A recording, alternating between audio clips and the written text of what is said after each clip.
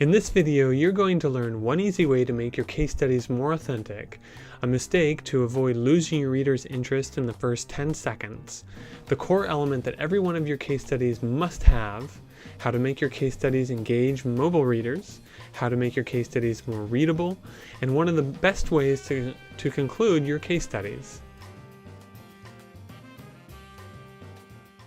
Hi, I'm Mike Russell from convertwithcasestudies.com. I write compelling case studies for B2B SaaS companies with a special focus in the information security industry. And in this video, I'm going to show you 3 good practices to follow and 3 bad practices to avoid, and my reasoning behind each one. Now, to be clear, I had no part in producing this case study. I'm just using it as an educational example. So, the case study I'm going to critique today comes from Sift Science.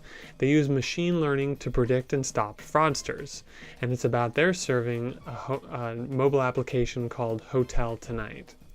To get the most out of this video, take a minute to read the case study first. You'll find its download link below. Practice 1. Quote for authenticity. So case studies substitute for a conversation between your happy customers and your hot prospects. It would be great if you could have your happy customers on each of your sales calls to tell your prospects how great you are, but that's not going to happen. Case studies fill in the gap. And part of the reason that case studies do such a good job at this, or one way they can be more effective, is by having quotes from your customers in the case studies. And in the Sift Science's case, they have 3 quotes. They have quotes from 3 different people, from the CEO/founder, the trust and safety manager, and then a senior fraud analyst. So that variety of voices really builds on the credibility for the case study. And the writer may have only spoken to one of these people and then emailed the other 2 for just a few short quotes. So the trick here is just to have specific questions, open-ended questions in mind before reaching out to these people. Practice 2. Start with the problem. Case studies are stories of customer successes. They're an opportunity to make your customer the hero of the story. And like any good story, it should drop the reader right into the action. And in the case of a case study, that would be starting with the problem. But in the case of this case study, Sift Science spends 2 paragraphs, the overview and then the introduction, describing HotelTonight. That's not really a good way to attract the reader's attention. The reader's really curious about how Sift Science has solved problems that the reader has, and those are the problems that HotelTonight had. Now, it's fine to make the subject of the case study look good. In fact, that's probably a fundamental aspect of getting customers permission to profile them in the first place. But the description shouldn't come at the beginning of the case study. That's not vital information that's going to hook readers. So instead of starting with a description, start with the problem.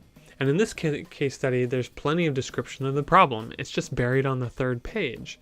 It reads, "The challenge for HotelTonight was to predict fraud before it happened rather than reacting to it afterwards. Once a hotel reservation is approved and booked, the funds transfer immediately, making researching or canceling the transaction nearly impossible." So that's a great way to start. I would have built on that though. It'd be interesting to know what would have happened if the fraud hadn't been stopped, and how it would have affected HotelTonight's business relationships and its standing and its fees with its payment processors. So once that's established, then the case study writer could have gone back to a more in-depth description of HotelTonight. Practice 3. Share the why. Case study readers' primary question and motivation for reading the case study is finding out why the customer chose the vendor in the first place. Surely HotelTonight scrutinized several options. They probably had a robust selection process. So it would be nice to have a little bit of insight into that thought process. But there's no mention of why HotelTonight chose Sift Science. The only nod in the whole piece about their decision-making process is 1 sentence. It reads, "To help reduce their burgeoning fraud problem, Kenneth Sung, senior fraud analyst at HotelTonight, looked to Sift Science as the solution." Well, as the reader, I want to know, did HotelTonight consider other options? And by the way, by Sift Science mentioning other options, they're not naming their competitors, but they're able to take a shot at their competitors' services. And next question I would want to know as a reader is, did HotelTonight go through any sort of proof of concept phase? And what were the outcomes there? What was the experience working with Sift Science? And if they just chose to work with Sift Science arbitrarily, they must have read about Sift Science or heard about them somewhere, so maybe mention that source as a credibility builder. Practice 4. Offer an HTML version. So you know that reading a PDF on a small screen is a pain. You're forced to pinch and zoom and move across each line. And that's why I love that Sift Science has rendered their case study in HTML. So no matter the size of the reader's screen, they're going to have a nice reading experience. And as a bonus, the content is searchable or crawlable by the search engines, and it can be saved for later reading with browser extensions like Pocket and Instapaper.